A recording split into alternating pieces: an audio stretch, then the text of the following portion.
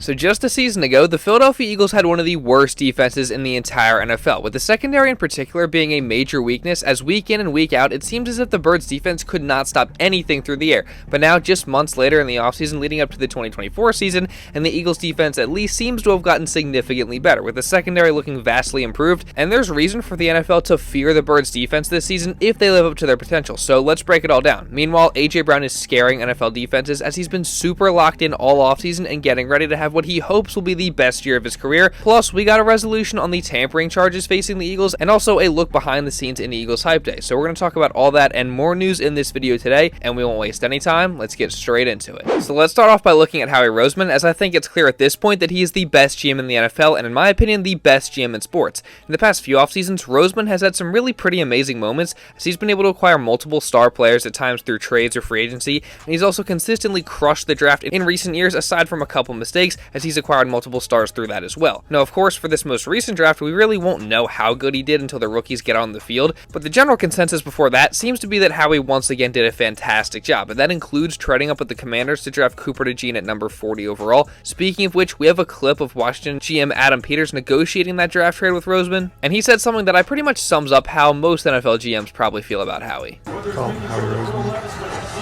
Hey. I don't want to lose a pick, so just throw me back 161 on what you said, and you're good. No. He said, can we just get the higher pick then? I said no. Los Angeles Rams have submitted their picks. Hey, bud. No. 50-53, 161. Otherwise, we'll pick it. No, he tried to say it was 210. Is he gonna? What? Is he gonna do it? Yeah, I think he's gonna do it. But like, he's like, yeah, okay, let me talk it back. 50-53. I said 161. Just keep saying. They're gonna do it. Hey. Okay. You're a pain in the ass. Alright, 161. We're trading Howie.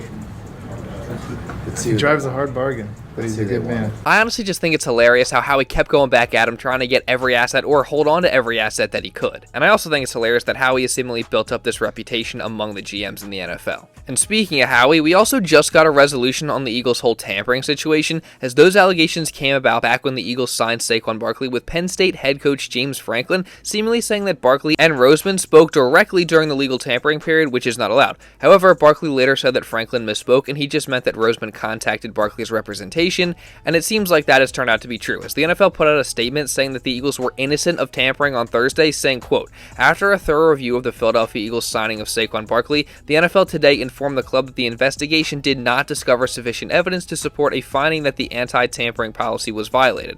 In coming to this conclusion, the league reviewed phone logs, text messages, and other documents related to Philadelphia's free agency strategy and decision to sign Barkley. The NFL also interviewed several members of the organization, including Howie Roseman and Nick Sirianni, as well as Barkley and Penn State head coach James Franklin. As with every review, should new evidence be uncovered, the league may reopen the investigation. Yeah, I honestly doubted that the Eagles did this in the first place, and I'm not surprised at all that they were found innocent. And also, one thing that's so great about this is I know some of you Giants fans are in shambles right now. And I'm sure seeing this awesome video of Barkley during Eagles hype day only added to that.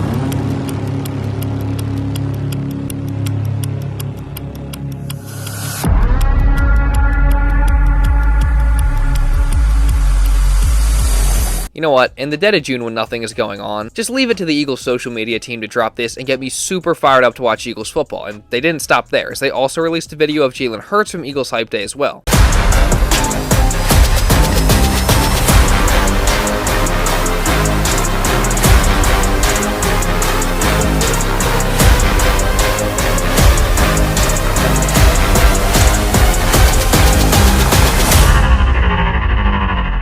I really just cannot wait to watch Jalen Hurts in year 5. I think once he gets adjusted to the new offense, he's going to be much better than he was last year, and the Eagles offense just as a whole will be way better off that way. And speaking of Jalen, there's been some drama going on this past week involving him that I've really tried very hard to not talk about, but here I am about to talk about it. So basically, during Jalen Hurts' press conference at the end of minicamp, a reporter asked him what it says about Nick Sirianni that he's open to making offensive changes, and Hurts simply said this.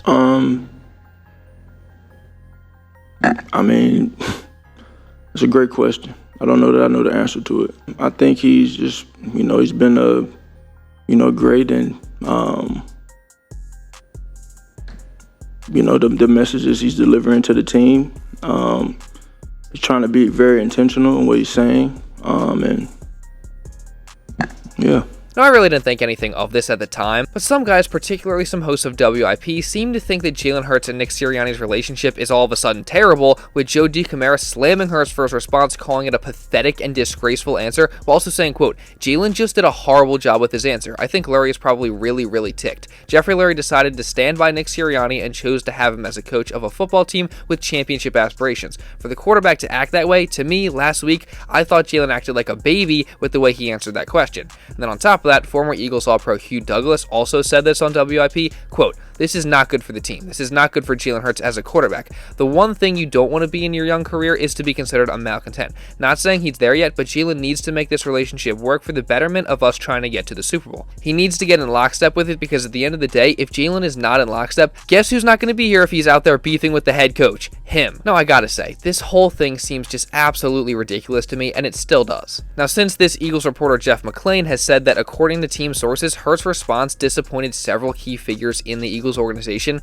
However, I do take things like this with a grain of salt, especially since it's from a Philadelphia Inquirer writer, as they've been known to cause unnecessary drama in recent history and make things up. Now, I'm not saying that's what happened, but to me, this whole situation just seems blown completely out of proportion. Like, I honestly don't know why that answer was read into so much. I really just think people are probably reaching for things and creating drama that does not need to be there. I mean, at the end of the day, whether McClain's comments are true or not, I honestly just think that everybody is making a way bigger deal out of this than there needs to be, but what do you guys think about it? But now, getting back to Eagles Media Day, one other thing behind the scenes that we did get to see was this picture released on a CJ Gardner-Johnson's Instagram of CJ alongside Kelee, Ringo, and Cooper DeJean with the caption, coming to a city near you. And this is exciting for multiple reasons. One being that it's just exciting to see behind the scenes at Eagles Hype Day, and also seeing CJ Gardner-Johnson back in Eagles green with that number 8 on is just so awesome. But also, it's exciting to me to just see part of this young and talented defensive backcourt that the Birds are building. As just a year after the Eagles secondary was one of the worst in the entire NFL, it's clear that Howie Roseman and the front office put a huge emphasis on upgrading this part of the team, and now they seem to be in a much better position there. Now, PFF actually did recently release a list that lists the biggest reason for optimism of all 32 NFL teams, and writer Dalton Wasserman came to the conclusion that for the Eagles, it's the secondary, as he wrote, quote, the Eagles have elite talent at quarterback, wide receiver, offensive line, and defensive line. The one glaring weakness was a 28th ranked coverage unit. They reunited with safety CJ Gardner-Johnson and two extremely talented cornerbacks in the draft in Quinyon Mitchell and Cooper DeJean. DeJean in particular should be an asset in the slot after Philadelphia ranked dead last in the NFL in slot coverage grade last year. Philadelphia has an extremely strong roster, and their offseason work to fix the secondary should keep them in Super Bowl contention. And that little snippet from the article didn't even mention having Isaiah Rodgers coming off suspension, Kelee, Ringo seemingly taking the strides he's taken, and bringing back a healthy Avonte Maddox on a cheap contract. I mean, there's no denying the fact that the Birds have a ton of really talented and quality players in the secondary, many of which are on the younger side, and it's just really exciting, as there's no question in my mind that this group will look a lot better for the Eagles this year than they did last year. But now, on the other hand, this also does kind of put the Birds in a bit of a dilemma, as there are questions as to who will end up starting and who deserves it, and it seems like ahead of camp, there could be a competition for it, but there really are a lot of players that I actually think have a chance to start in this Eagles secondary. Now, Sheil Kapadia, sorry if I mispronounced that name, of The Ringer, he recently was on WIP, where he gave his opinion on how he thinks the Eagles secondary is going to shake out this year. If they had a lineup today for week one, at the 5 starting spots in the secondary, obviously I'm including the slot corner, who would their 5 starters be? All right, well, one of my big takeaways from the spring, and I try not to overrate the spring, I thought Kelee Ringo was the best cornerback on the field from the practices I saw. Second-year player, he's still younger than Quinyon Mitchell, and I thought he looked fantastic. Remember, he started 4 games last year, and I thought he acquitted himself pretty well. So having said that, if I'm looking ahead, I still think you're going to have Quinyon Mitchell and Darius Slay on the outside. I think you're going to have Cooper DeJean in the slot, and then I think you're going to have Reed Blankenship and Chauncey Gardner-Johnson as safety. So I think that would be my guess right now, but I'm not handing that spot over to Quinyon Mitchell because I thought Kelee Ringo played really, really well in the spring, and if this is a player who's making a leap, and you're Vic Fangio, you say, I want the player who can help us beat the Packers. Yeah. I don't care who was drafted when. So that's definitely interesting, as he seems to think that the rookies will start, but Kelee Ringo has a chance to compete because of how he looked during the spring. And even then, that doesn't mention Isaiah Rodgers or Avonte Maddox, who I think both definitely have very real chances to start as well, but I don't know. We'll see what happens. Regardless, this is a very good problem to have, and again, I really just think it's safe to say that the secondary is going to be vastly improved this year, and that's on top of the fact that the Eagles' defensive line and pass rush is full of talented players, some of which we're expecting a big leap from this season, and I also think that the addition of Vic Fangio at defensive coordinator is huge, as he's going to be able to get the most out of the defensive line and the secondary far better than either Sean Desai or Matt Patricia was. So overall, I think that the Eagles defense as a whole this year is looking scary, and the NFL should be paying attention to what they've built over here on that side of the ball, because I truly believe it's going to be so much better than last year. And speaking of that, somebody else who I think is going to be better than last year, although it may be hard to believe, is A.J. Brown, as he seems completely locked in, and he has been all offseason, as an article just got released from ESPN's Tim McManus that outlined just how hard A.J. has been working in the offseason and just how motivated he is. Now, the article gave us a lot of great quotes and statements from A.J.'s longtime trainer Joey, I can't say this name, Guarcio, I don't know, as he gave us a full behind-the-scenes look into Brown's offseason and just how good a shape he's in. As he said, quote, he was pissed off about not being able to play in that playoff game and not finishing the season out with his teammates. He then noted that Brown came in a little bit earlier than usual this offseason to start training, saying, quote, he wanted to hit the ground running. He said, I want to be in the best shape of my life. And then AJ's trainer went on to explain how they gradually worked him back from his late season injury and then started pushing really hard while also making lifestyle changes. As he said, quote, he did a really good job this year of honing into the nutritional side of it. His dietitian did a great job with him and he really bought into it. We saw a huge drop in his body fat percentage. We saw like a 2% drop in just a few weeks because he was so dialed in nutritionally. He was so disciplined on the weekends. Our running joke is he stays away from cake and chips. Those are like his vices. And then it went on to explain how AJ is somewhere in the mid-7s in terms of his body fat percentage, which is just insane.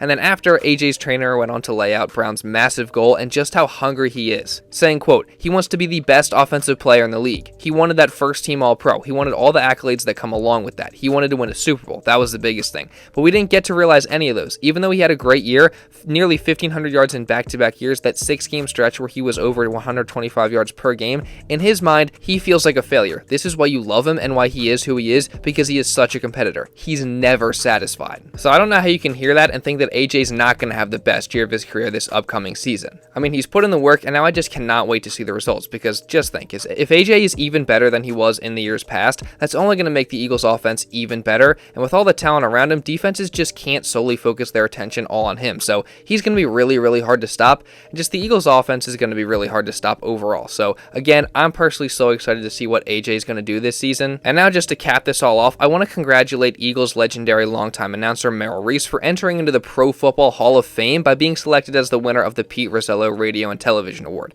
I mean, team announcers rarely win this and make it to the Hall of Fame, so it's just a huge honor and something that deserves to be celebrated. So congrats to Mr. Reese, you're a legend and Philly loves you. Now I'm going to be continuing my Eagles coverage throughout the entire offseason and into training camp and also the regular season. So if you don't want to miss any of that, make sure you subscribe, and also really importantly, turn on notifications so you're notified instantly when one of these videos is uploaded. And also, while you're at it, make sure you drop a like to show some support. If you did enjoy this video, I'd greatly appreciate it. And also just leave a comment down below regarding anything that I talked about in this video. And also, if you want to watch another Eagles video, you can check this one out right here. Now with all that being said, that's pretty much all I got for this one, guys. So thank you all so much for watching, and I'll see you in the next video.